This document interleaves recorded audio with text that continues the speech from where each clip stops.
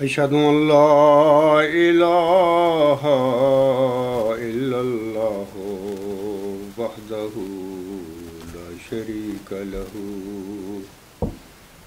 وأشهد أن محمدا عبده ورسوله أما بعد فأعوذ بالله من الشيطان الرجيم بسم الله الرحمن الرحيم الحمد لله رب العالمين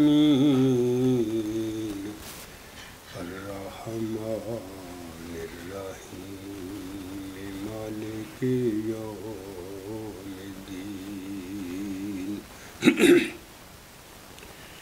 إياك نعبد وإياك نستعين اهدنا الصراط المستقيم صراط الذين أنعمت عليهم صراط الذين أنعمت عليهم غير عليهم ولا الضالين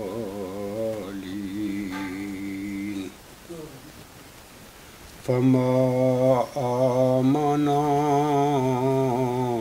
لموسى إلا ذرية من قومه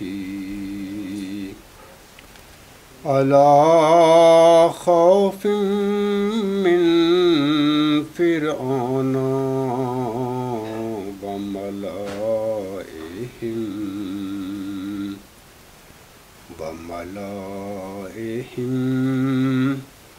أن يفتناهم وإن فرعون لعال في الأرض وإنه لمن المسرفين۔ یہ آیت کریمہ سورۃ یونس کی آیت نمبر 84 ہے۔ اس میں اللہ تعالیٰ فرماتا ہے پس موسیٰ پر ایمان نہیں لائی مگر اس کی قوم میں سے ایک معدود چند ذریت، اس خوف کے باوجود کہ فرعون اور ان کے سردار انہیں کسی تکلیف دہ آزمائش میں نہ ڈال دیں، اور یقیناً فرعون زمین میں بہت سرکشی کرنے والا تھا اور یقیناً وہ حد سے گزر جانے والوں میں سے تھا۔ سامعین کرام، اللہ تعالیٰ نے حضرت موسیٰ علیہ السلام کو فرعون کی طرف بھیجا اس حکم کے ساتھ کہ وہ اسے نہ صرف اپنی رسالت کا پیغام دیں بلکہ ساتھ ہی اس سے بنی اسرائیل کی رستگاری کا مطالبہ بھی کریں، جیسا کہ سورہ شعراء کی آیت نمبر 11 تا آیت نمبر 18 سے یہ مضمون ثابت ہوتا ہے۔ اللہ تعالیٰ ان آیات میں فرماتا ہے وَإِذْ نَادَى رَبُّكَ مُوسَىٰ أَنِ ائْتِ الْقَوْمَ الظَّالِمِينَ قَوْمَ فِرْعَوْنَ أَلَا يَتَّقُونَ قال رب إني أخاف أن يكذبون ويضيق کو صدری ولا ينطلق لسانی فأرسل إلى هارون ولهم علي ذنب فأخاف أن يقتلون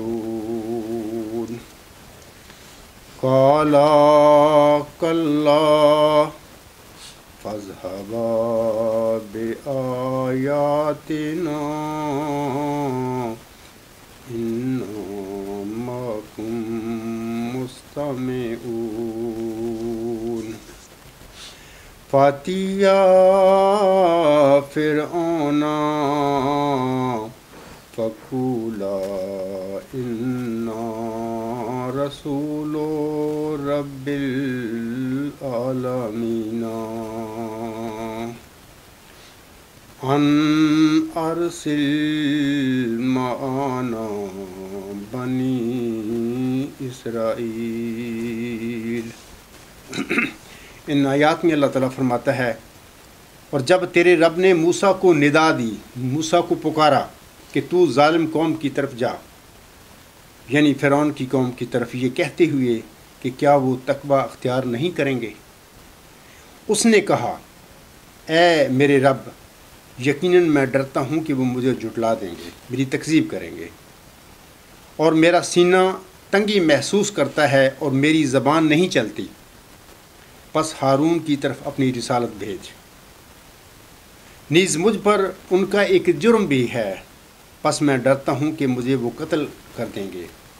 اس نے کہا، یعنی اللہ تعالیٰ نے کہا، ہرگز نہیں، پس تم دونوں ہمارے نشانات کے ساتھ جاؤ، یقیناً ہم تمہارے ساتھ خوب سننے والے ہیں۔ پس دونوں فرعون کے پاس جاؤ اور اسے کہو کہ ہم یقیناً تمہارے تمام جہانوں کے رب کی طرف سے پیغمبر ہیں، یہ پیغام دینے کے لیے کہ ہمارے ساتھ بنی اسرائیل کو بھیج دے۔ فرعون ایک بڑا ظالم، جابر اور سفاک حکمران تھا، لیکن اس کے باوجود اس نے حضرت موسیٰ اور ہارون علیہ السلام سے اپنے دربار میں ان کی رسالت کے متعلق دلائل کے ساتھ گفتگو کی تھی، جیسا کہ سورۃ شعراء کی آیت نمبر 24 سے آیت نمبر 36 تک اس کی خبر ملتی ہے۔ میں اب ان آیات کا ترجمہ پڑھ دیتا ہوں وقت بچانے کے لیے، کہ تاکہ میں اور بہت ساری جو باتیں ہیں سامعین کے آگے گزارش کرنا چاہتا ہوں وہ کر دوں گا۔ تو اب میں آیات کا صرف ترجمہ پڑھوں گا۔ یہ سورۃ شعراء کی آیت نمبر 24 تا آیت نمبر 36 تک آیات ہیں۔ اللہ تعالیٰ ان میں فرماتا ہے، فرعون نے کہا، اور وہ سب جہانوں کا رب ہے کیا چیز؟ اس نے کہا، آسمانوں اور زمین کا رب اور اس کا جو ان دونوں کے درمیان ہے۔ بہتر ہوتا اگر تم یقین کرنے والے ہوتے۔ اس نے ان سے جو اس کے ارد گرد تھے کہا، کیا تم سن نہیں رہے؟ اس سے یعنی موسیٰ نے کہا، وہ تمہارا بھی رب ہے اور تمہارے آباء و اجداد کا بھی رب ہے۔ اس یعنی فرعون نے کہا، یقیناً یہ تمہارا رسول جو تمہاری طرف بھیجا گیا ہے ضرور پاگل ہے، جیسا کہ آیت میں آتا ہے، قال ان رسولکم الذی ارسل علیکم لمجنون، کہا یقیناً یہ تمہارا رسول جو تمہاری طرف بھیجا گیا ہے ضرور پاگل ہے۔ ہر خدا تعالیٰ کے مرسل کے پاس یہ اس کی قوم نے اس پر یہ الزام لگایا کہ یہ نعوذ باللہ پاگل ہے، یہ مجنون ہے، یا جو بھی ہے۔ یہی بات فرعون نے حضرت موسیٰ علیہ السلام کے حوالے سے کہی تھی۔ اس یعنی موسیٰ نے کہا، وہ مشرق کا بھی رب ہے اور مغرب کا بھی، اور اس کا بھی جو ان دونوں کے درمیان ہے، بہتر ہوتا اگر تم عقل کرتے۔ اس نے کہا، یعنی فرعون نے کہا، اگر تم نے میرے سوا کسی کو معبود پکڑا تو میں ضرور تجھے قیدی بنا دوں گا۔ اس نے کہا، کیا اس صورت میں بھی کہ میں تمہارے سامنے کوئی کھلی چیز پیش کروں؟ اس نے کہا، یعنی فرعون نے کہا، پھر لے آ اسے اگر تو سچوں میں سے ہے۔ تب اس نے اپنا عصا پھینکا تو اچانک وہ صاف صاف دکھائی دینے والا اژدہا بن گیا۔ پھر اس نے یعنی حضرت موسیٰ علیہ السلام نے اپنے ہاتھ نکالا تو اچانک وہ دیکھنے والوں کو سفید دکھائی دینے لگا۔ اس نے اپنے ارد گرد سرداروں سے کہا، یعنی فرعون نے اپنے ارد گرد سرداروں سے کہا، یقیناً یہ کوئی بڑا ماہر فن جادوگر ہے، یہ چاہتا ہے کہ اپنے جادو کے زور سے تمہیں تمہارے وطن سے نکال دے، بس تم کیا مشورہ دیتے ہو؟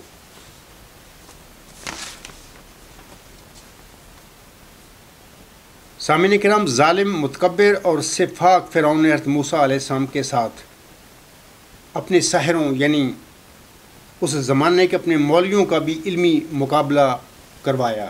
ابھی میں نے آپ لوگوں کے آگے وہ آیات پڑھی ہیں اور ترجمہ پڑھا ہے کہ اس نے اپنے دربار میں حضرت موسیٰ علیہ السلام کے متعلق اس کی رسالت یا وہ جس خدا کو پیش کرنے حضرت موسیٰ علیہ السلام اس کے آگے آئے تھے اس کے متعلق اس نے علمی باتیں کیں۔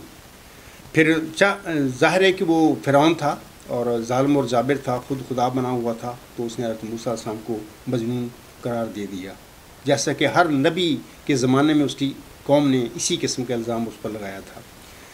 علاوہ اس کے جیسا کہ ابھی میں نے کہا ہے کہ اس زمانے کے اپنے مولوی جو تھے اس کے یعنی ساحر جو تھے فرعون کے، ان سے بھی فرعون نے حضرت موسیٰ علیہ السلام کے ساتھ علمی مقابلہ کروایا تھا۔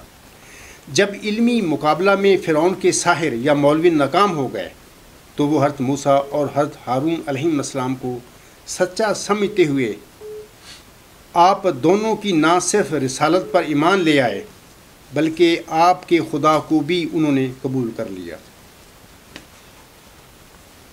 جیسا کہ سورۃ شعراء کی آیت نمبر 42 تا 49 سے یہ ہمیں پتہ ملتا ہے۔ میں دوبارہ ان آیات کا صرف ترجمہ پڑھ کے آپ لوگوں کو سنا دیتا ہوں۔ پس جب جادوگر آ گئے تو انہوں نے فرعون سے کہا، کیا ہمارے لیے کوئی اجر بھی ہوگا اگر ہم ہی غالب آنے والے ہوئے؟ اس نے کہا یعنی فرعون نے کہا، ہاں، اور یقیناً تم اس صورت میں مقربین میں شامل ہو جاؤ گے۔ موسیٰ نے ان سے کہا، جو جادو تم ڈالنے والے ہو ڈال دو۔ تب انہوں نے اپنی رسیاں اور اپنی سونٹیاں زمین پر ڈال دیں اور کہا، فرعون کی عزت کی قسم، یقیناً ہم ہی غالب آنے والے ہیں۔ تب موسیٰ نے اپنا عصا پھینکا تو اچانک وہ اسے جھوٹ کو نگلنے لگا جو انہوں نے گھڑا تھا۔ پس جادوگر سجدہ کرتے ہوئے زمین پر گرا دیے گئے۔ انہوں نے کہا یعنی ساحروں نے کہا، ہم تمام جہانوں کے رب پر ایمان لے آئے ہیں، موسیٰ اور ہارون کے رب پر۔ سامعین کرام، ان آیات سے پتہ ملتا ہے کہ ان جو جادوگر تھے نا، وہ میں ان کو اکثر کہا کرتا ہوں، فرعون کے زمانے کے مولوی تھے وہ، ان میں کچھ انسانیت تقویٰ تھا، کچھ نیکی تھی۔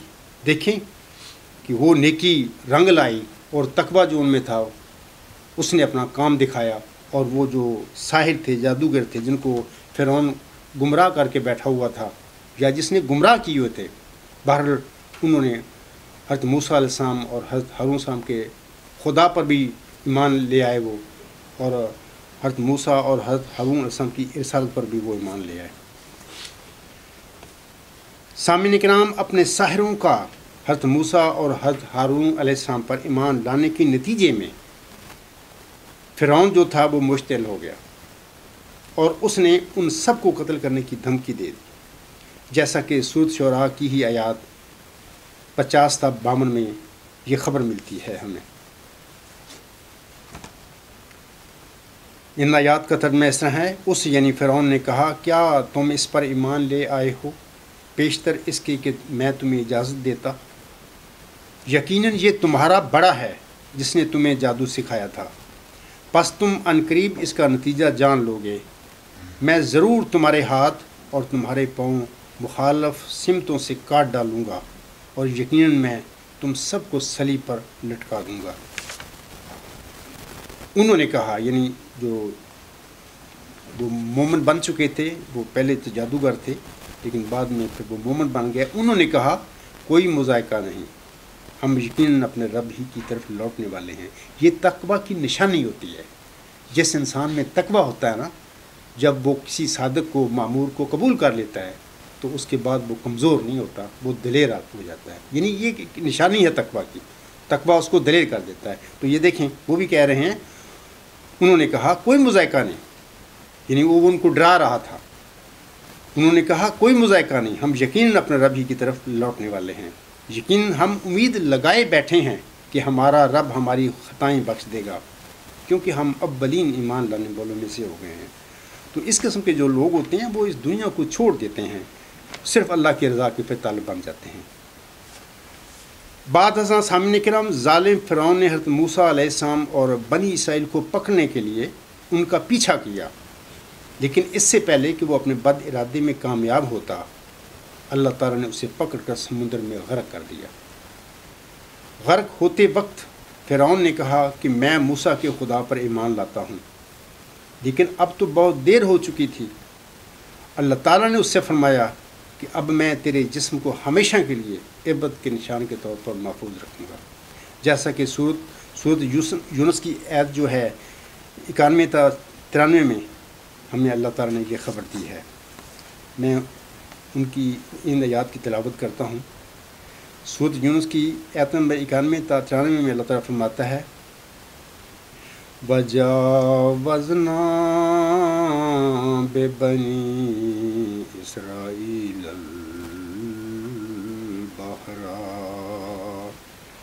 فَأَتْبَعَهُمْ فِرْعَوْنُ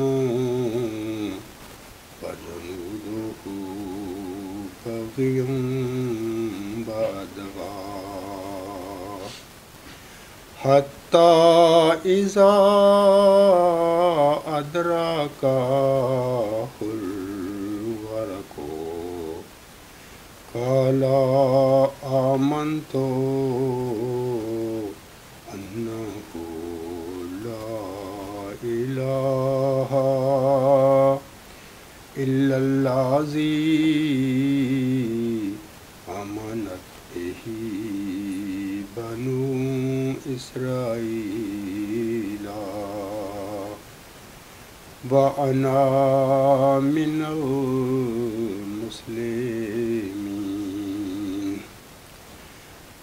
الآن وقد عصيت قبل وكنت من المفسدين. فَالْيَوْمَ نُنَجِّيكَ بِبَدَنِكَ لِتَكُونَ لِمَنْ خَلْفَكَ آيَةً وَإِنَّ كَثِيرًا مِنَ النَّاسِ عَنْ آیاتنا لاغافلون.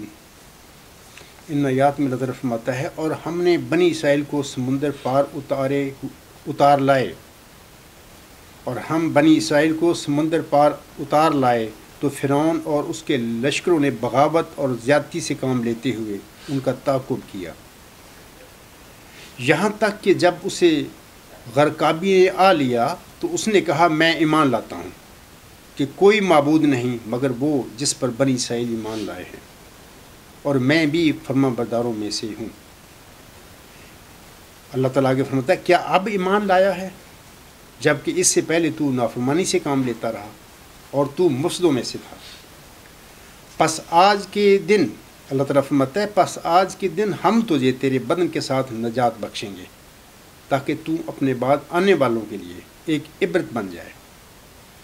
حال یہ ہے کہ انسانوں میں سے اکثر یقین ہمارے نشانات سے بالکل غافل ہیں. سامعین کرام، اب میں ایک اور موضوع کی طرف آتا ہوں. سورت یوسف ہمیں خبر دیتی ہے کہ حضرت یوسف علیہ السلام کو اس کے بھائیوں نے حسد کی وجہ سے جنگل میں کسی اندھے کنویں میں پھینک کر اسے حضرت یعقوب علیہ السلام کی نظروں سے، یعنی آپ کی اپنے باپ کی نظروں سے اوجھل کر دیا تھا. اور پھر حضرت یوسف علیہ السلام بکتا بکاتا مصر میں کسی عزیز نامی شخص کے پاس پہنچ گیا۔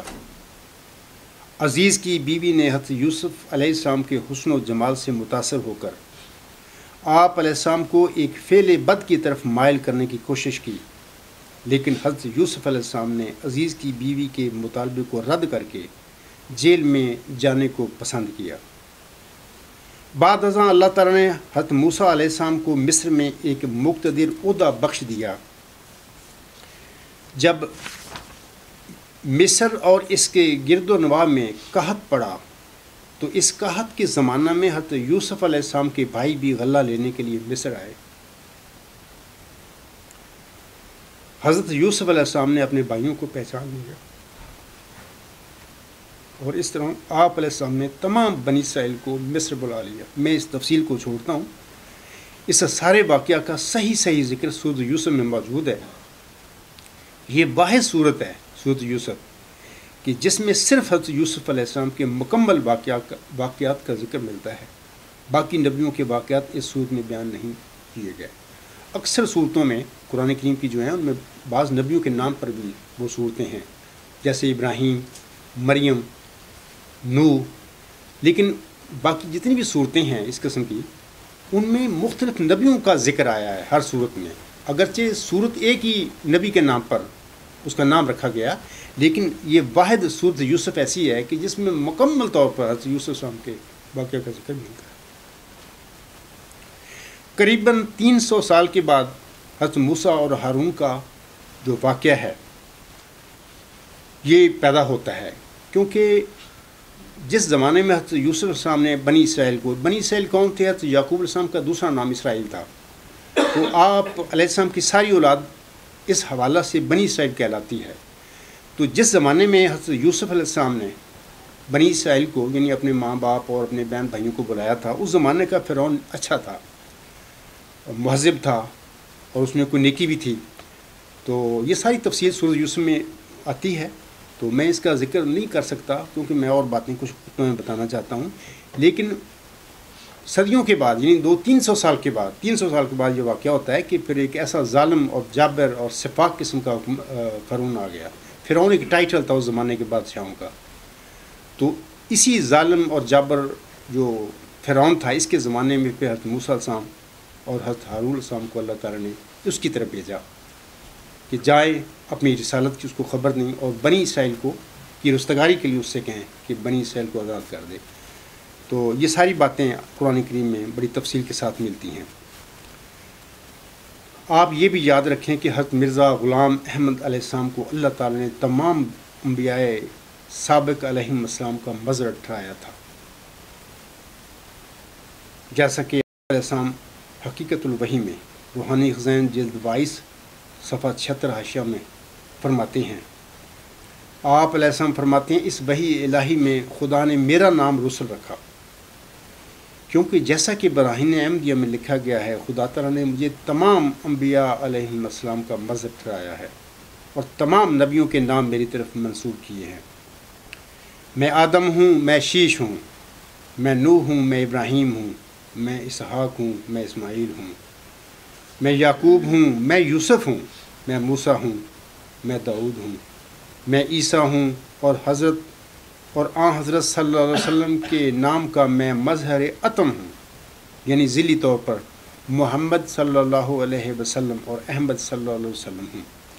اسی طرح اپنے منظوم کلام میں آپ علیہ السلام فرماتے ہیں میں کبھی آدم، کبھی موسیٰ، کبھی یعقوب ہوں، نیز ابراہیم ہوں، نسلیں ہیں میری بے شمار۔ اللہ تعالیٰ نے آخری زمانے کے اس یعقوب کی وحی میں آپ علیہ السلام کو بھی پہلے یعقوب کی طرح ایک یوسف کا وعدہ دیا ہوا ہے۔ اس موعود یوسف کا آپ کے الہامی کلام میں کافی جگہ پر ذکر ملتا ہے۔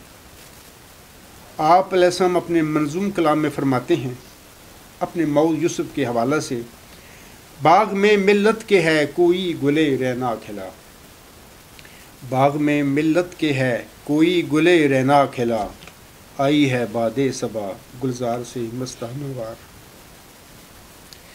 آ رہی ہے اب تو خوشبو میرے یوسف کی مجھے، آ رہی ہے اب تو خوشبو میرے یوسف کی مجھے، گو کہو دیوانہ میں کرتا ہوں اس کا انتظار۔ سامعین کرام، قبرستانی یا قادیانی جماعت کے نام نہاد خلیفوں یا بلائد مشق کے کھڑپینچوں یا قادیانی پوپوں کے قول و فعل میں نہ صرف سخت تضاد بلکہ حضرت مرزا صاحب السلام کی جماعت احمدیہ میں ان کی پیدا کردہ برائیاں اور ان کے ڈالے ہوئے گند کی تفصیل کچھ اس طرح ہے۔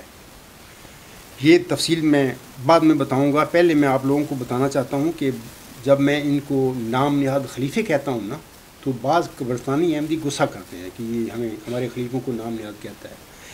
میں اپنے قبرستانی احمدی بھائیوں سے کہتا ہوں کہ میں آپ کو دعوت دیتا ہوں اور چیلنج دیتا ہوں کہ آپ مرزا غلام صاحب کی وصیت میں یا کسی تحریر میں بھی ثابت کر کے دکھائیں کہ انہوں نے اپنے بعد اپنی جماعت کے لیے کسی وصیت کا اشارہ دیا، کسی خلافت کا یا کسی خلافتی نظام کا اشارہ دیا ہو۔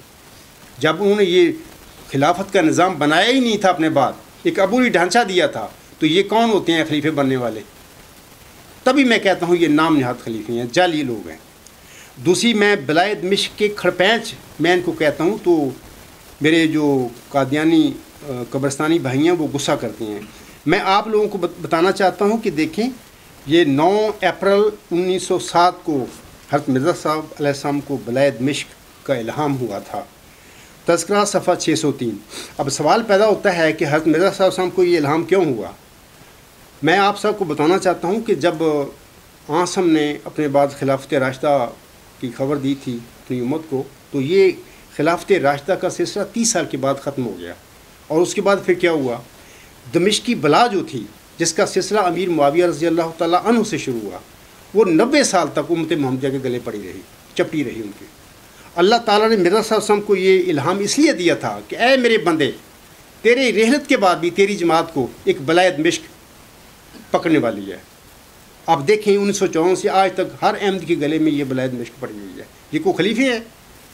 اور دیکھیں، ان کے قول نہ دیکھیں، ان کے عمل دیکھیں، آپ کو پتہ چل جائے گا کہ یہ جال ساز لوگ ہیں۔ یہ باقی بلائد مشق ہے جس کی اللہ تعالیٰ نے مرزا صلی اللہ علیہ وسلم کو خبر دی تھی۔ علاوہ اس کے میں کہتا ہوں بعض بات کہ قادیانی پوپ اور میرے قبرستانی بھائی ناراض ہوتے ہیں، میں ناراض نہ ہو، میں سچی باتیں کہتا ہوں۔ یہ جو سارے لفظ میں کہتا ہوں in the true sense of words, یہ میں کہتا ہوں ان کو۔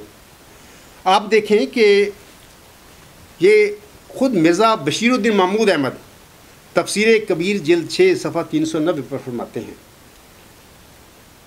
وہ کہتے ہیں کہ جس طرح وہ لوگ یعنی عیسائی لوگ اپنا خلیفہ منتخب کرتے ہیں، اسی طرح یا اس کے قریب قریب تم بھی اپنے لیے خلافت کے انتخاب کا طریقہ ایجاد کر لو۔ چنانچہ اس طریق سے قریباً 1900 سال سے عیسائیوں کی خلافت محفوظ چلی آتی ہے۔ انا للہ و انا الیہ راجعون، پاپائیت کو خلافت کہہ رہے ہیں اس ٹائم، کیونکہ اپنا کام سدھا کرنا تھا نا۔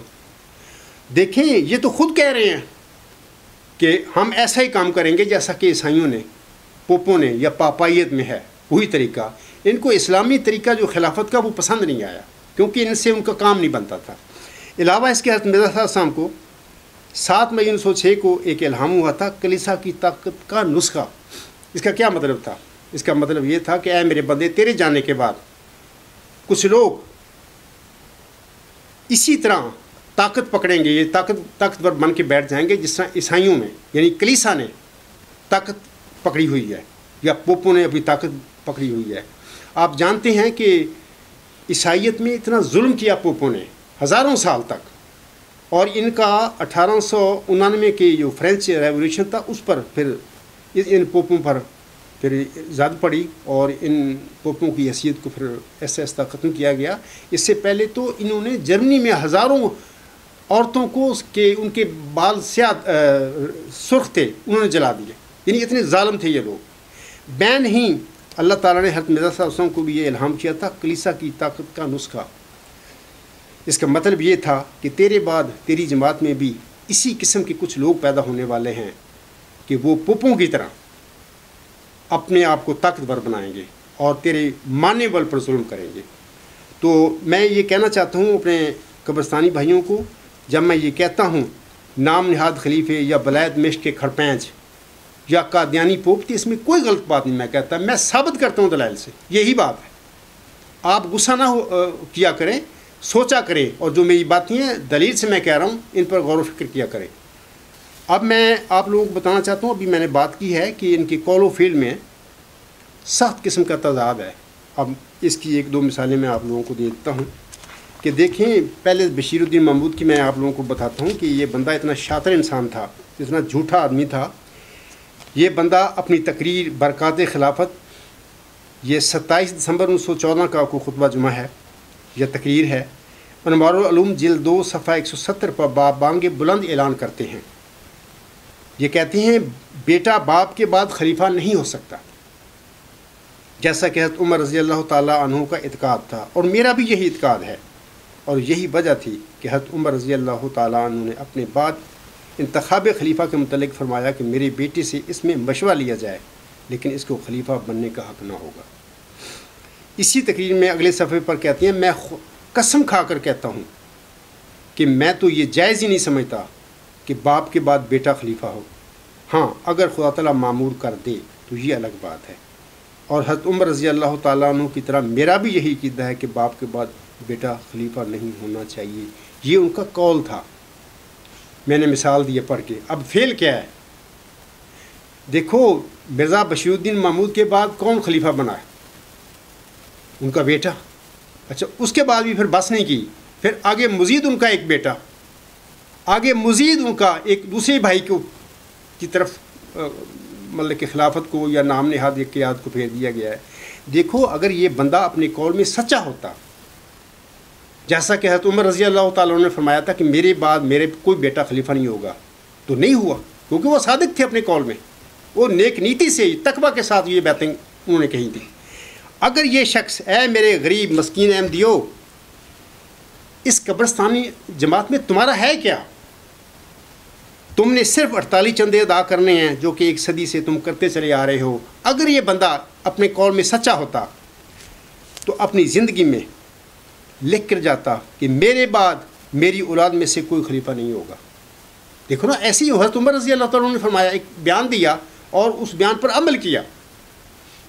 تو یہ دیکھیں، جب میں کہتا ہوں ان کے قول و فعل میں سخت تضاد ہے، تو کیا یہ میں مثال نہیں، دلیل نہیں میں دے رہا آپ کے آگے؟ میری اس دلیل کو جھٹلا کر تم دکھاؤ۔ آج تک یہ بلاد مشق، یہ ملوکیت، یہ خاندانی جس کو کہتے ہیں خلافت، خاندانی گدی ہے ان کی، ہمارے سب احمدیوں کے گلے پڑی ہوئی ہے۔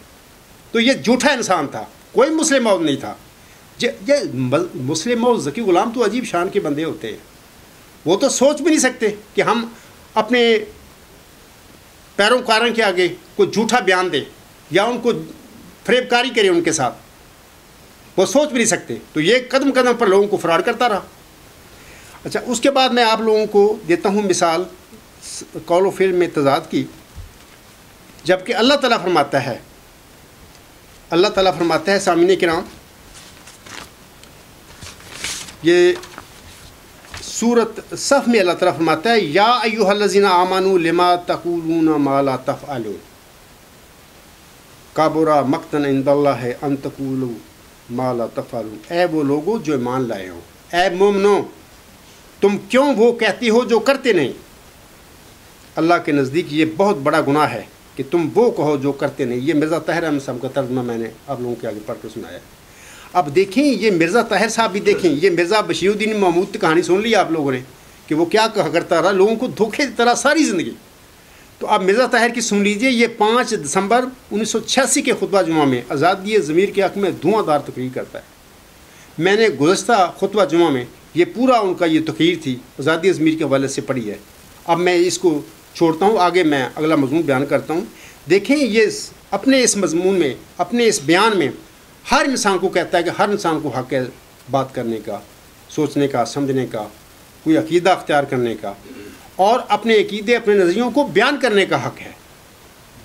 پھر وہ کہتا ہے اپنے بیان میں منبر رسول صلی اللہ علیہ وسلم پر کھڑے ہو کر کہ اگر اس کا بیان سن کر کوئی بندہ اپنے نظریات بدل دے، اپنا عقیدہ بدلے، کسی انسان کا حق نہیں ہے اس پر ظلم کرے، اس پر جبر کرے۔ اور پھر یہ کہتا ہے چوتھی بات کہ پہلے انسان کو جو اپنا نظریہ بیان کر کے لوگوں کے نظریات بدلتا ہے، اس پر بھی کسی قسم کا ظلم کرنے کا کسی کو حق نہیں ہے۔ دیکھیں یہ 5 دسمبر 1986 کا اس کا آزادی ضمیر کے حوالے سے دھواں دار خطاب ہے، منبر رسول صلی اللہ علیہ وسلم پر کھڑے ہو کر کیا۔ جب میں نے 1993 میں شروع اپریل میں اپنا مقدمہ ان کے آگے بھیجا تو پھر اس کا جو جواب آیا، گزشتہ خطبہ جمعہ میں بڑی تفصیل سے میں نے بتا دیا ہے کہ شیطانی وساوس پیغامیوں والا فتنہ، آپ دوبارہ پڑھیں وہاں سے۔ میں اس پھر منبر رسول صلی اللہ علیہ وسلم پر کھڑے ہو کر کہتا ہوں کہ اگر میری کتاب غلام مسیح الزماں نعوذ باللہ من ذالک بقول مرزا طاہر کے یہ شیطانی وساوس ثابت ہو جائے تو میں آپ لوگوں کو کہوں گا کہ میں دلائل کے ساتھ نعوذ باللہ من ذالک قرآن کریم کی وحی کو بھی، مرزا صلی اللہ علیہ وسلم کے الہامات کو بھی، مرزا صلی اللہ علیہ وسلم کی تحریروں کو بھی نعوذ باللہ شیطانی وساوس ثابت کر دوں گا۔ لیکن نہ قرآن کریم کی وحی شیطانی وساوس تھی، نہ مرزا صلی اللہ علیہ وسلم کے الہامات شیطانی وساوس تھے، نہ مرزا صلی اللہ علیہ وسلم کی تحریریں شیطانی وساوس ہیں، نہ میری کتاب غلام مسیح الزماں شیطانی وساوس تھی۔ یہ جھوٹا آدمی ہے۔ یہ کہاں گیا اس کا آزادی ضمیر کا جو 5 دسمبر 1986 کا خطبہ جمعہ تھا، حالانکہ میں نے اپنی کتاب کے شروع میں جو پیش لفظ لکھا اس میں اس کا یہ جو 5 دسمبر 1986 کا آزادی ضمیر کا ہے، اس کا دھواں دار خطاب، میں نے اس کا حوالہ دیا تھا کہ جناب آپ یہ کہتے ہیں۔ تو دیکھیں کہ ان لوگوں کے قول و فعل میں سخت تضاد ہے، یہ باتیں کہتے کچھ ہیں اور کرتے کچھ ہیں۔ آپ خود اندازہ کریں کہ خدا کا بنایا ہوا خلیفہ یا متقی انسان یا خلیفہ راشد، خدا کا بنایا ہوا خلیفہ تو بعد کی یہ تو رسول اور نبی ہوتے ہیں جو جن کو اللہ کھڑا کرتا ہے، یہ دنیا میں بھی جو اللہ تعالیٰ کی طرف سے ہدایت یافتہ بندے جو ہوتے ہیں، ہدایت پا لیتے ہیں نبیوں کی اقتداء میں، ان کی اطاعت میں، تو وہ بھی اس قسم کا جھوٹے بیان دینے کا، قول و فعل میں تضاد کا سوچ نہیں سکتے۔ تو یہ قدم قدم کے یہ کہتے ہیں، ان کی بات اگر دیکھو تقریر خلیفہ خدا بناتا ہے، یہاں پر سے یہ جھوٹ شروع کرتے ہیں اور اینڈ بھی یہیں پر کرتے ہیں خلیفہ خدا بناتا ہے۔ تو یہ ان لوگوں کے حال ہے۔ اب میں آپ لوگوں کو بتانا چاہتا ہوں کہ وہ جو جن گندوں کا میں نے ذکر کیا ہے میں وہ آپ لوگوں کو پھر بتاتا ہوں اس وقت۔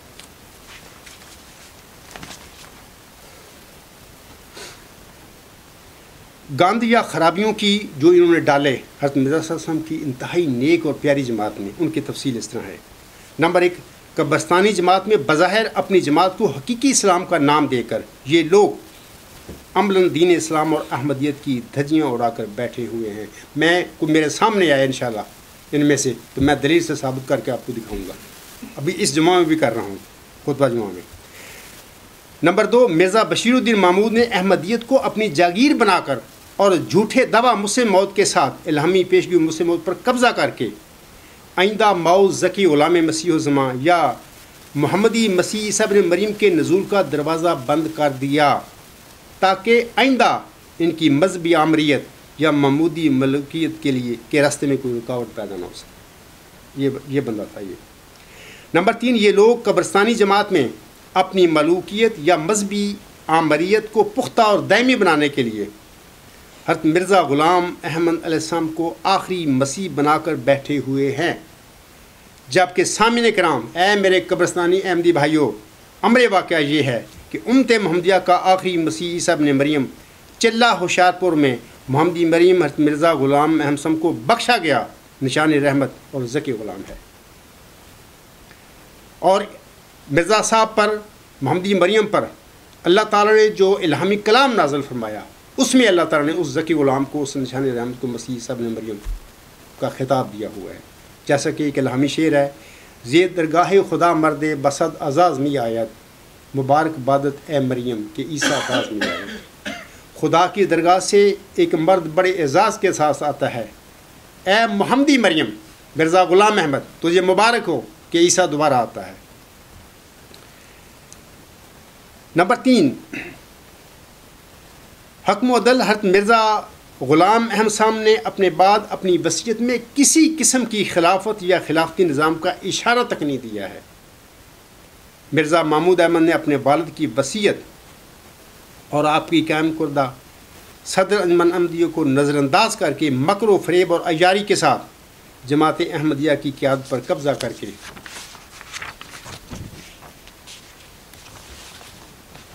اور نام نہاد خلیفہ ثانی بن کر اپنا خود ساختہ خلافتی نظام جاری کیا ہوا ہے اس وقت جماعت احمدیہ قبرستان میں۔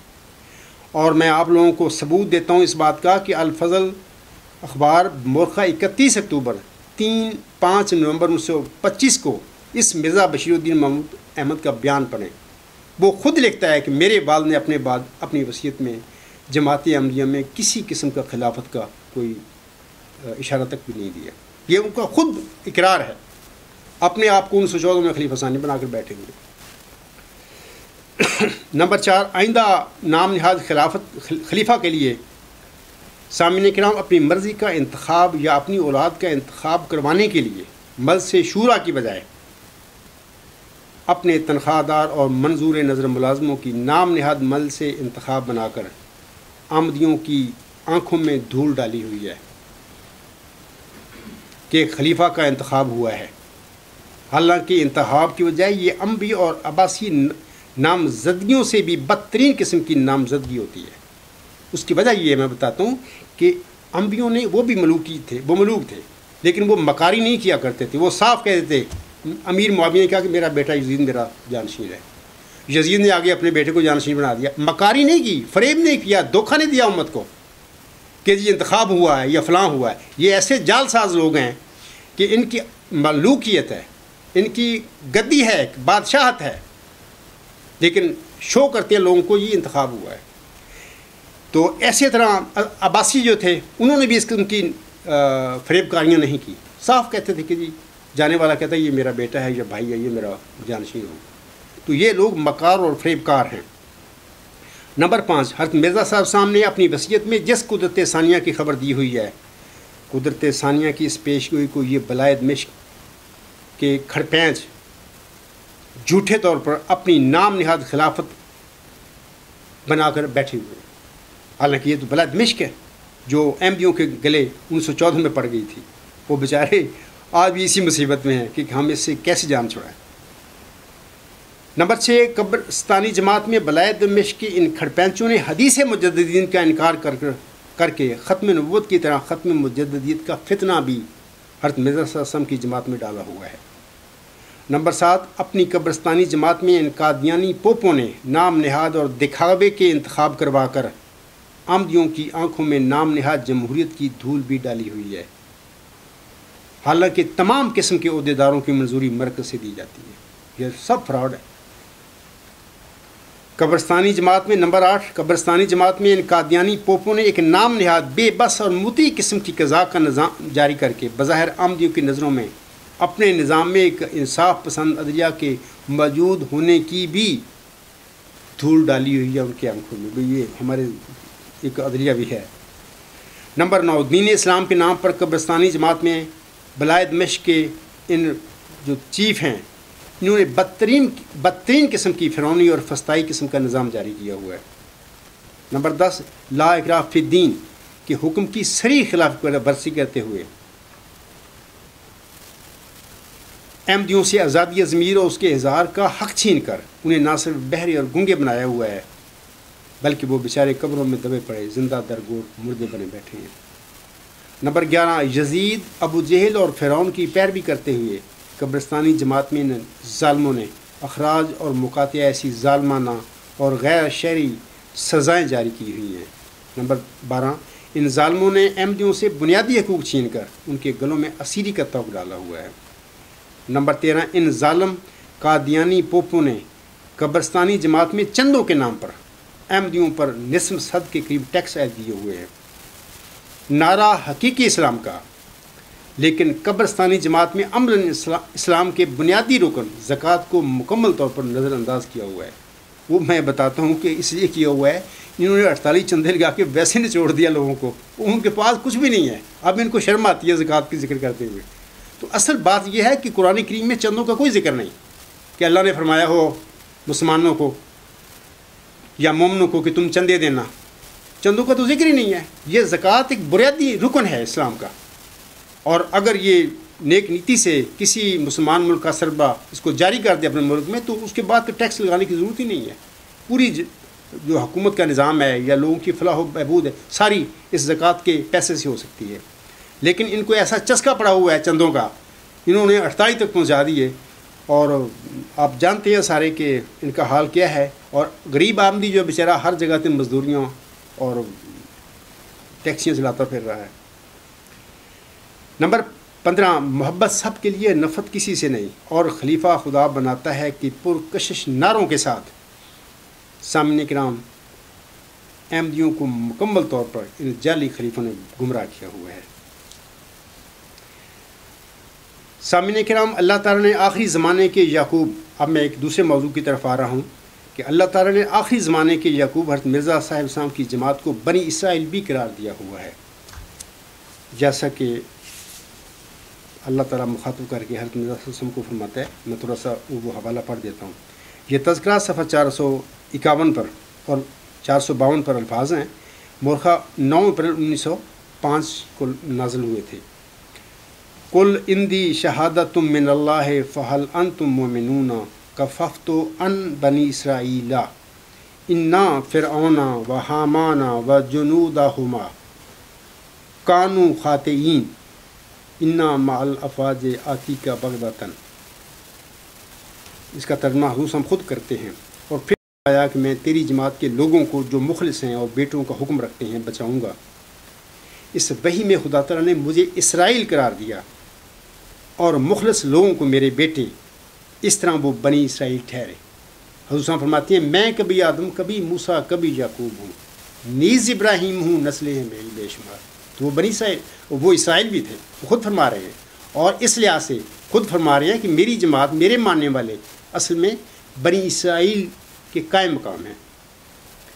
آگے فرماتے ہیں حضور صاحب، اور پھر فرمایا کہ میں آخر کو ظاہر کروں گا کہ فرعون یعنی وہ لوگ جو فرعون کی خصلت پر ہیں، اور حامان یعنی وہ لوگ جو حامان کی خصلت پر ہیں، اور ان کے ساتھ لوگ جو ان کا لشکر ہیں، یہ سب خطا پر تھے۔ اور پھر فرمایا کہ میں اپنی تمام فوجوں کے ساتھ یعنی فرشتوں کے ساتھ نشانوں کے دکھلانے کے لیے ناگہانی طور پر تیرے پاس آؤں گا۔ یاد رکھیں کہ فرعون تو 3500 سال پہلے گزر گیا، لیکن وہ ظالم جابر سفاک تھا، یہ خصلتیں تھیں اس کی۔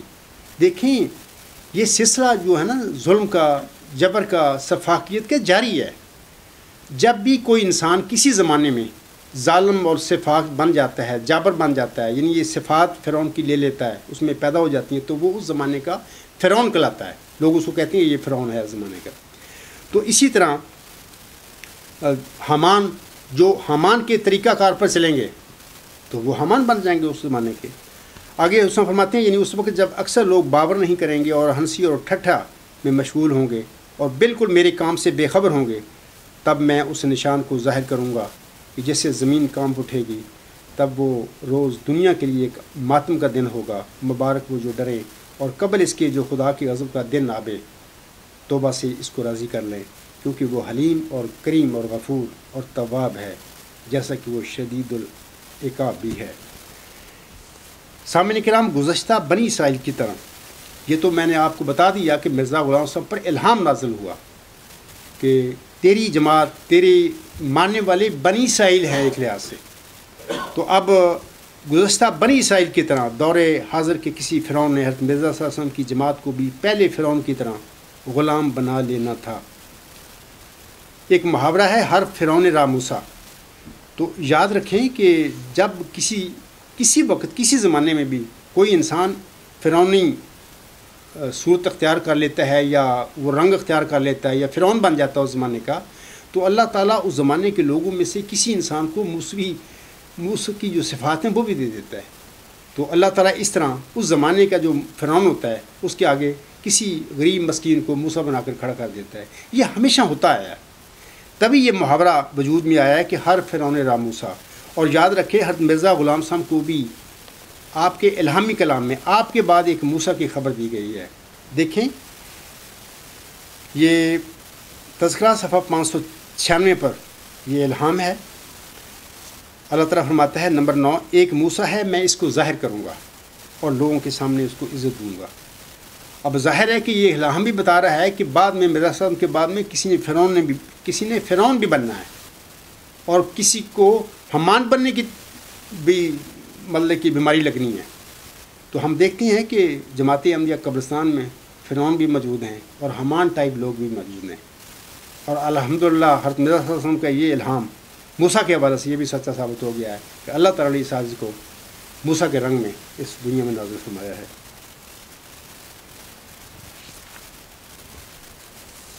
سامعین کرام، یہ موعود موسیٰ یعنی جس کا میں نے ابھی پڑھا ہے الہام، پہلے بنی اسرائیل کی رستگاری کی طرح دور حاضر کے فرعون یعنی مرزا بشیر الدین محمود احمد اینڈ کمپنی کے چنگل سے جماعت احمدیہ یعنی آخری زمانے کے یعقوب کی روحانی اولاد کی رستگاری کی وجہ بننے والا ہے انشاءاللہ تعالی۔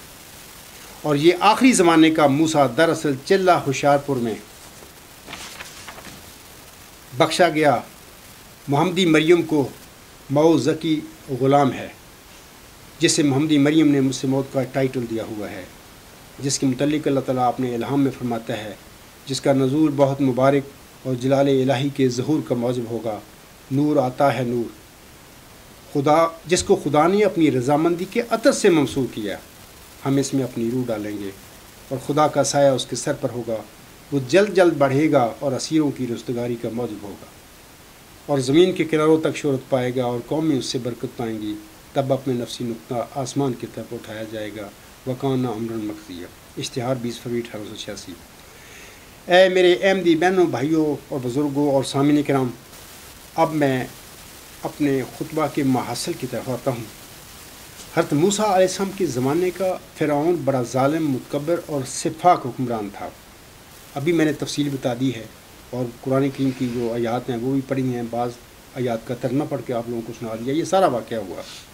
لیکن اس کے باوجود اس میں کچھ اتنی انسانیت اور شرافت تھی اس فرعون میں کہ اس نے حضرت موسیٰ علیہ السلام کو نعوذ باللہ جھوٹا سمجھتے ہوئے بھی اب اسے اپنے دربار میں یہ حق دیا تھا کہ وہ اس کے آگے یعنی فرعون کے آگے اپنی صداقت کے دلائل پیش کرے۔ بالکل آپ یہ سورۃ شعراء، کافی صورتیں ہیں، صرف ایک صورت میں ذکر نہیں اس واقعے کا، سورۃ قصص ہے اور ہود ہے، طٰہٰ ہے، انبیاء ہے، بہت ساری صورتیں ہیں جن میں یہ حضرت موسیٰ علیہ السلام کے واقعہ ہے، سارا اس کا ذکر آیا۔ میں نے زیادہ تر سورۃ شعراء کی آیات پڑھی ہیں۔ یعنی اس زمانے کے اس جو فرعون تھا اس میں اتنی شرافت، تہذیب یا نیک نیتی کہہ لیں اس میں تھی کہ اس نے نعوذ باللہ من ذالک حضرت موسیٰ علیہ السلام کو جھوٹا سمجھتے ہوئے بھی یہ حق دیا کہ وہ اس کے دربار میں اپنی صداقت کے دلائل پیش کرتا۔ ابھی میں نے ساری وہ واقعہ سنایا آپ لوگوں کو۔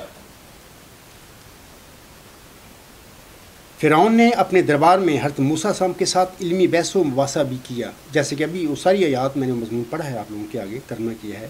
سورۃ شعراء کی آیات جو ہیں 24 تا 36 اس کا بین ثبوت ہیں۔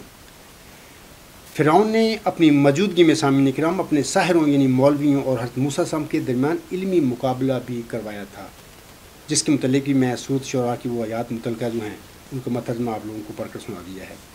لیکن آج یعنی دور حاضر میں جماعتی احمدیہ قبرستان کے نام نہاد خلیفے یا بلائے دمشق کے کھڑپینچ یا قادیانی پوپ دور حاضر کے فرعون جناب مرزا بشیر الدین محمود احمد اور اس کے جانشینوں نے ظالم اور سفاک فرعون جیسا طرز عمل بھی نہ دکھایا۔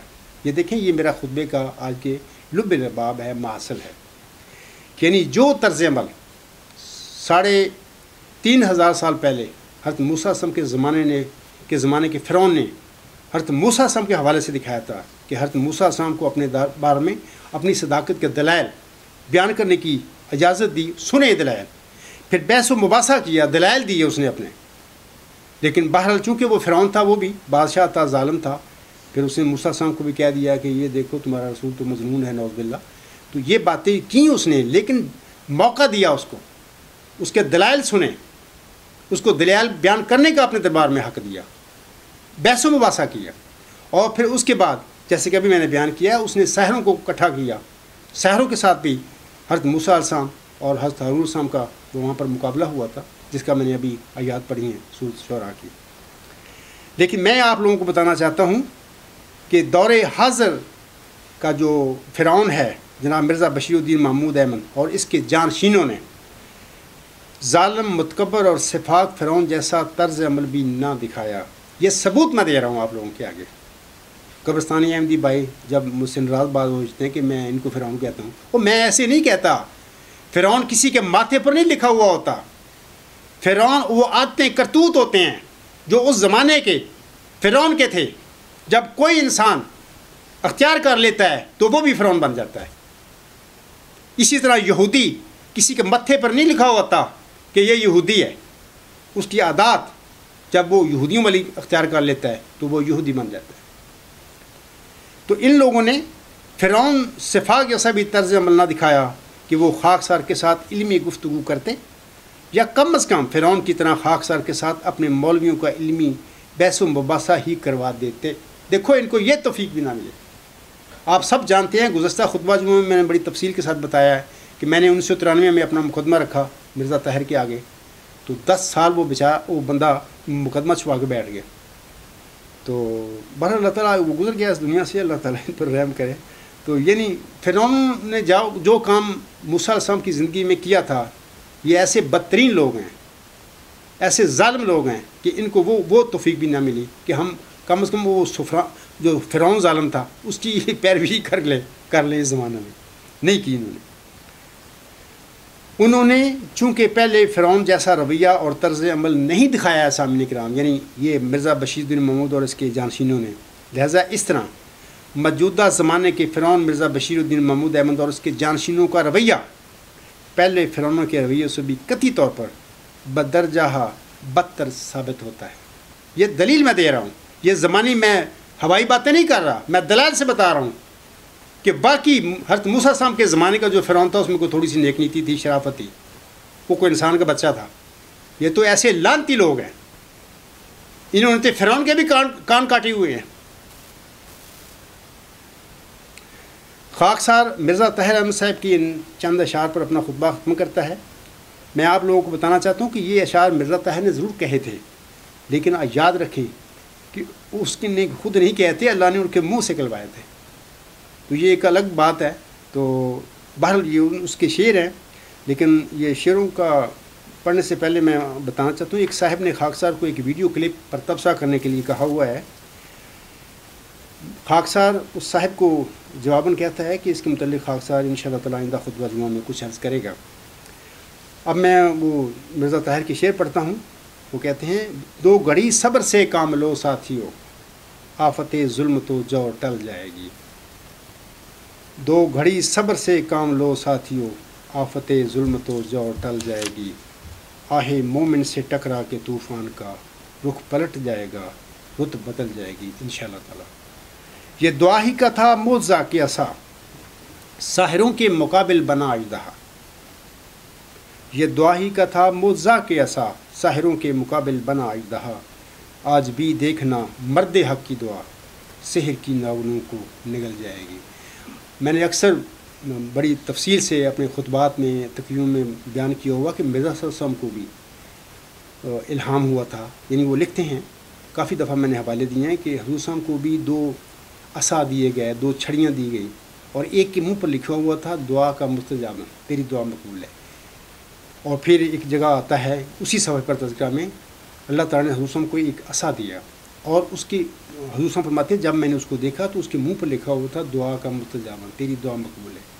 دیکھیں یہ آخری زمانے کے حضرت موسیٰ صاحب بھی ہیں، حضرت مرزا صاحب، جیسا کہ ایک معجزہ نما عصا اللہ تعالیٰ نے پہلے حضرت موسیٰ صاحب کو دیا تھا، اور وہ ساحروں کے آگے اژدہا بنا تھا، تو آخری زمانے کے حضرت موسیٰ صاحب کا جو موعود عصا ہے، جو ان کی دعاؤں کا نتیجے کے طور پر انہیں بخشا گیا ہے، وہ بھی آج دور کے جو فرعون ہیں اور فرعونی مائنڈ کے، حامان مائنڈ کے لوگ ہیں، ان کے آگے یا ان کے مولویوں کے آگے اژدہا بن کر کھڑا ہوا۔ الحمدللہ یہ سب کچھ اللہ تعالیٰ نے اس کے وجود میں پورا کر دیا ہے۔ پھر میں پڑھتا ہوں ان کا شعر، یہ دعا ہی کا تھا معجزہ کے عصا، یہ ساری اس شعر میں وہی باتیں کہی گئی ہیں۔ یہ دعا ہی کا تھا معجزہ کے عصا، ساحروں کے مقابل بنا اژدہا۔ آج بھی دیکھنا مرد حق کی دعا، سحر کی ناگنوں کو نگل جائے گی۔ میں اپنے قبرستانی احمدیوں کو کہتا ہوں کہ کہاں ہیں تمہارے خلیفے، تمہارے مولوی؟ یہ عاجز ان پڑھ ہے مذہبی دنیا کا، ایک ان پڑھ آدمی ہے۔ یہ کر لو اندازہ کہ مرزا طاہر کا شعر 100% سچا ثابت ہو گیا ہے۔ یہی باتیں اللہ تعالیٰ نے ان کے منہ سے نکلوائی تھیں۔ مرد حق کی دعا نے آج تمہارے خلیفوں اور تمہارے مولویوں کے منہ توڑ دیے ہیں۔ آگے وہ کہتے ہیں، دیر اگر ہے تو اندھیر ہرگز نہیں، قول لی لاہم ان قیدی متین۔ دیر اگر ہے تو اندھیر ہرگز نہیں، قول لی لاہم ان قیدی متین۔ سنت اللہ ہے لا جرم بے یقین، بات ایسی نہیں کہ بدل جائے گی۔ اثر بیمار کا ہے مرض لا دوا، کوئی چارہ نہیں اب دعا کے سوا۔ اثر بیمار کا ہے مرض لا دوا، کوئی چارہ نہیں اب دعا کے سوا۔ اے غلام مسیح الزماں ہاتھ اٹھا، موت آ بھی گئی ہو تو چل جائے گی۔ میں آپ لوگوں کو بتانا چاہتا ہوں کہ یہ جو شعر میں نے ابھی 4 پڑھے ہیں نا، یہ تو صرف 4 ہیں۔ میری کتاب غلام مسیح الزماں کا پہلے حصے کا آخری چیپٹر جو ہے، اس کا عنوان میں نے دیا ہے امام الزمان کے یہ حیرت انگیز بشارتیں۔ یہ جتنا بھی کلام ہے ان کا نظموں کا، یہ سارا اللہ تعالیٰ نے ان کو پکڑ کے ان کے منہ سے نکلوایا ہے۔ اصل میں آنے والے وجود کی اس کے منہ سے بالواسطہ لاشعوری طور پر تصدیق کروائی تھی، اور جب وہ مضمون جو انہوں نے اپنی نظموں میں بیان کیا، خطبات میں بیان کیا لاشعوری طور پر، وہ مضمون مجسم ہو کر اس عاجز کی شکل میں ان کے آگے کھڑا ہو گیا 1993 میں، تو یہ ان کے پیروں سے زمین نکل گئی بھی یہ کیا ہو گیا۔ تو یہ لگے دوڑنے بھاگنے کہ میں اپنی گدی کی کوئی بندوبست کروں۔ پھر وہ بندوبست کیا کرنا تھا، تو وہ انہوں نے نا، میں بتاتا ہوں آپ لوگوں کو، پچھلے گزشتہ خطبہ جمعہ میں نے بتایا تفصیل سے کہ 12 دسمبر 1997 کا غالباً خطبہ تھا۔ خطبہ جمعہ میں مرزا منصور کی وفات پر انہوں نے پھر یہ اپنا کام وہی جو ان کی نام نہاد جعلی قسم کی وہ مجلس انتخاب اپنے ملازموں کی بنائی ہوئی ہے، اس میں کوئی اشارہ پھر دیتے ہیں وہ کہ میری جگہ بیٹھ جا میں چلتا ہوں، اس قسم کا وہ کیا ہوا ہے۔ تو یہ جعل ساز ہیں، بلکہ دیکھو اگر یہ شخص دیانتدار ہوتا، اگر اس انسان میں تقویٰ ہوتا، خدا کو آپ بنایا ہوا خلیفہ ہونا تو بڑی عجیب بات ہے، وہ تو نبی ہوتے ہیں۔ میں کہتا ہوں کہ اگر یہ رشد و ہدایت یافتہ بھی وجود ہوتا مرزا طاہر، تو ضرور ممبر رسول پر کھڑا ہو کر یہ اس بات کا اقرار کرتا کہ میرے والد کا دعویٰ جھوٹا ہے۔ اللہ تعالیٰ نے میرے دادا کو چلا ہوشیارپور میں جس ذکی غلام کی مسیح سے بن مریم کی خبر دی تھی، آج وہ میرے سامنے کھڑا ہے اپنے دعوے کے ساتھ، دلائل کے ساتھ۔ میں کیا کروں، میں اس کے دلائل نہیں چھلا سکتا۔ لیکن چونکہ یہ دنیا دار آدمی تھا، تو اس نے جیسے کہ ابھی میں نے کہا ہے اپنی بندوبست کرنے شروع کر دیے کہ اپنی میری خلافت چین کے نام پر جو گدی شروع کی ہوئی ہے۔ تو میں آپ لوگوں کو بتانا چاہتا ہوں کہ آج کل اب میرے دعوے کے بعد یہ شخص ربا میں لوگوں کی خوابوں میں آ کر میرے گھر کے سامنے آ کر مجھے کہتا ہے، میں حلف اٹھاتا ہوں اس بات کا، مجھے کہتا ہے کہ اے عبدالغفار میرا والد جھوٹا تھا، تو سچا ہے۔ میں اپنی خوابوں کی بات نہیں کر رہا، میں لوگوں کی خوابوں کی بات کر رہا ہوں۔ اور پھر ساتھ یہ بھی کہتا ہے مجھے، اے عبدالغفار تو سیدھے راستے پر تھا، ہم لوگ غلط راستہ پر تھے، اور اگر کسی نے اس کا ثبوت لینا ہو تو ثبوت بھی موجود ہے اس میں۔ تو اللہ تعالیٰ ان پر رحم کرے۔ میں اپنے قبرستانی احمدی بھائیوں کو کہتا ہوں کہ میری باتیں میں جو کہتا ہوں، میں لفظ استعمال کرتا ہوں in the true sense of the world کہتا ہوں، میں کسی پر الزام نہیں لگاتا۔ یہ واقعی نام نہاد خلیفے ہیں تمہارے، یہ واقعی بلاد مشق کے کھڑپینچ ہیں، یہ واقعی قادیانی پوپ ہیں، ان کا خلافت سے کیا تعلق، اور جعل ساز لوگ ہیں، ان کے قول و فعل میں تضاد ہے، کہتے کچھ ہیں کرتے کچھ ہیں۔ میں نے 2-4 مثالیں دی ہیں آپ لوگوں کو اس خطبہ جمعہ میں، جبکہ یہ یہودیوں کی طرح مرزا صاحب کے الہاموں میں تحریروں میں قطر و بیابنت بھی کرتے رہتے ہیں، سارا وہ کام کرتے ہیں یہودیوں والا بھی۔ تو میں اسی پہ اپنا خطبہ ختم کرتا ہوں۔ وما علینا الا البلاغ وآخر دعوانا ان الحمد للہ رب العالمین اولم وآخر بظاہر وباطنا هو مولانا نعم المولا ونعم النصیر ونعم الوکیل۔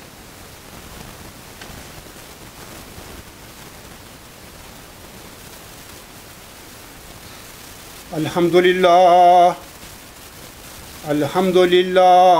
نحمدہ ونستعینہ ونستغفرہ ونؤمن بہ ونتوکل علیہ ونعوذ باللہ من شرور انفسنا ومن سیئات اعمالنا، من یہدہ اللہ فلا مضل لہ